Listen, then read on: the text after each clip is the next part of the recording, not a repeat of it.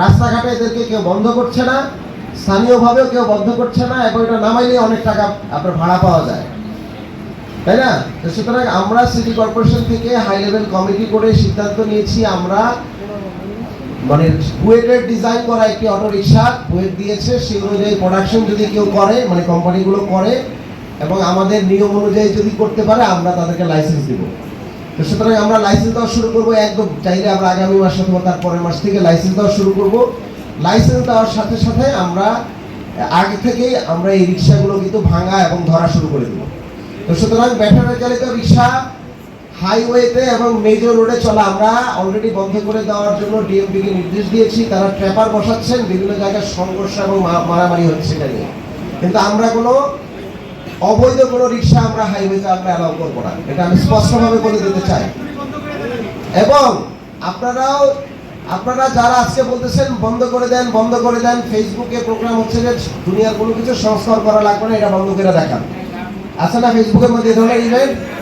আমার প্রশ্ন হচ্ছে, এই কথাগুলো যারা বলছেন, আপনারা ব্যাটারি চালিত রিক্সায় চড়া নিজের আগে বন্ধ করেন।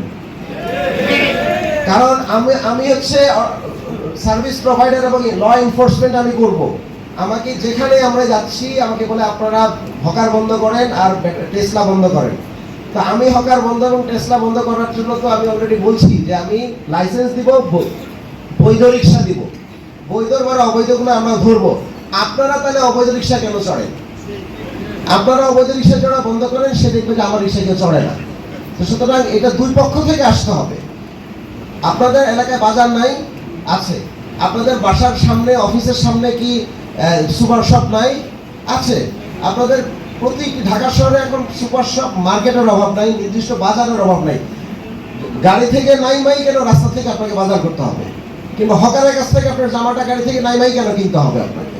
আপনি যে রাস্তার মধ্যে দখল করে যে হকাররা হকারি করতেছে, সেখান থেকে আপনারা কিনে বন্ধ করে দেন।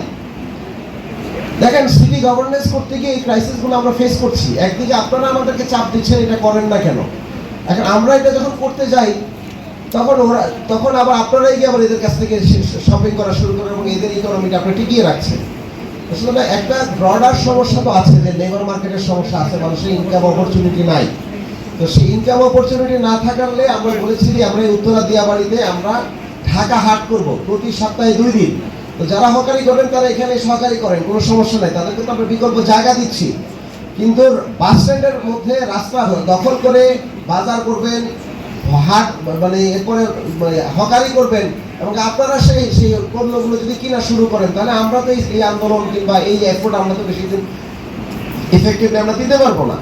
সুতরাং এটা একটা আইরনি যে আমরা একদিকে আপনারা আমাদেরকে চাপ দিচ্ছেন, আবার আপনারাই তাদের মার্কেটকে জিয়ে রাখছেন। তো আমরা আপনাদেরকে আহ্বান জানাবো, আপনারা যতটুকু পারেন অবৈধ যানবাহনে চলা বন্ধ করে দেন। সিরিয়াসলি বলতেছি, বন্ধ করেন। হকারদের কাছ থেকে কিনা বন্ধ করে মার্কেট থেকে কিনেন।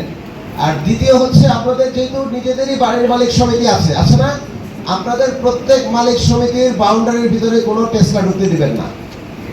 বলবে যে না, এটা অবৈধ রিক্সা, আমি ঢুকতে দিব না, কেউ নামলে গেট পর্যন্ত থেকে আপনার পায়ে হেঁটে আসেন, আমরা ঢুকতে দিব না। আপনারা আপনাদের জায়গা থেকে, মাইক্রো জায়গা থেকে শুরু করেন, আমরা তো আমাদের এফোর্টগুলো আমরা দিচ্ছি। এবং আপনাদের মালিক সমিতির ভিতরে কেন ভ্যান গাড়িতে করে সবজি বিক্রি করতে হবে আপনারা অ্যালাউ করবেন? আপনারা এটা বন্ধ করেন, আমরা মেইন রোডে বন্ধ করতেছি। যৌথ প্রচেষ্টায় আমরা এই শহরকে একটা জায়গায় নিতে পারবো। এবং এইসব জায়গায় যারা অনেকে মুচকি হাসতেছেন, কারণ কি এখানে চাঁদাবাজ আছে, এই আছে সেই আছে, কষ্ট করে আমাকে লিখে দিবেন যে স্থানীয়ভাবে চাঁদাবাজকে এখান থেকে চাঁদাবাজি করে আমি ধরে নিয়ে আসবো। হ্যাঁ, সিরিয়াসলি বললাম, এই শহরে চাঁদাবাজি করে রাজনীতি করবেন, সেটা যে রাজনৈতিক দলের হোক, আপনি আমাকে দেন এভিডেন্স সহ, তারপর তার রাজনৈতিক পথ থাকে কি থাকে না সেটা আমি গ্যারান্টি করবো। সুতরাং আপনারা আপনাদের মতো করে আগান। যারা স্থানীয়ভাবে চাঁদাবাজি করবে এভিডেন্স সহ আমাকে পাঠিয়ে দিবেন। আমার ওয়েবসাইট, আমার নাম্বার আছে, অথবা আমাদের পেজ আছে, পেজে দেন। আমি ব্যবস্থা নেব রাজনৈতিক দলগুলোকে দিয়ে। আমি বাধ্য করবো রাজনৈতিক দলের বড় উপরের নেতৃবৃন্দকে তাদের বিরুদ্ধে ব্যবস্থা নেওয়ার জন্য।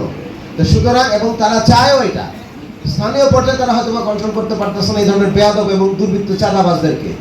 সুতরাং তাদেরকে আমরা সকলে মিলে প্রতিহত করব। আমি সবগুলো লিখে নিয়ে গিয়েছি। অনেকের বক্তব্য আমি শুনতে পারি নাই, এই জন্য আমাকে মাফ করে দিয়েন। আমি ছোট মানুষ, আমরা দোয়াও করেন সাথে। যদি লিখে দেন কাগজের মধ্যে, আমরা সিরিয়াসলি কিন্তু এগুলো অ্যাকশনে যাব। আপনাদের সকলকে অনেক ধন্যবাদ, শুভেচ্ছা জানাচ্ছি। আপনারা সবাই ভালো থাকেন, সুস্থ থাকেন। আসসালামু আলাইকুম। যে আমরা যদি আরবান সার্ভিসগুলো ইনভেস্টমেন্ট করতে হয়, এই ইনভেস্টমেন্টের টাকা কোথেকে আসবে যদি ট্যাক্স না আসে? এটা একটা সিম্পল জিনিস। আপনারা যদি প্রথমে বলেন যে আগে কইরা হলাম, আগে তো তাহলে এটাকে উত্তরের মতো প্ল্যান করে সবাই উঠাই দিয়ে করতে হবে। এটা তো সম্ভব না এখন। আমরা যৌথভাবে মিলে এটা করব। এবং ট্যাক্সে যে লাখ লাখ টাকা ট্যাক্স ধরে দিয়েছে, আমরা আগামী মাসের প্রথম সপ্তাহ থেকে প্রতিটি জোনে এবং প্রতিটি ওয়ার্ডে না হলেও কাছাকাছি ওয়ার্ডে আমরা এবারের ট্যাক্স মেলা করতেছি। সেই মেলায় স্টল থাকবে, আপনারা আসবেন, ওখানে বসে আমরা সব সমস্যার সমাধান করে দেবো। এটা 1 নাম্বার। 2 নাম্বার হচ্ছে, যেহেতু 2018 সাল না, 18 সাল থেকে ট্যাক্স ধরা হয়েছে, আমি অলরেডি ডিসিশন দিয়ে দিয়েছি, শুধু হোল্ডিং ট্যাক্স ধরা হবে, আর কোনো ট্যাক্স ধরা হবে না।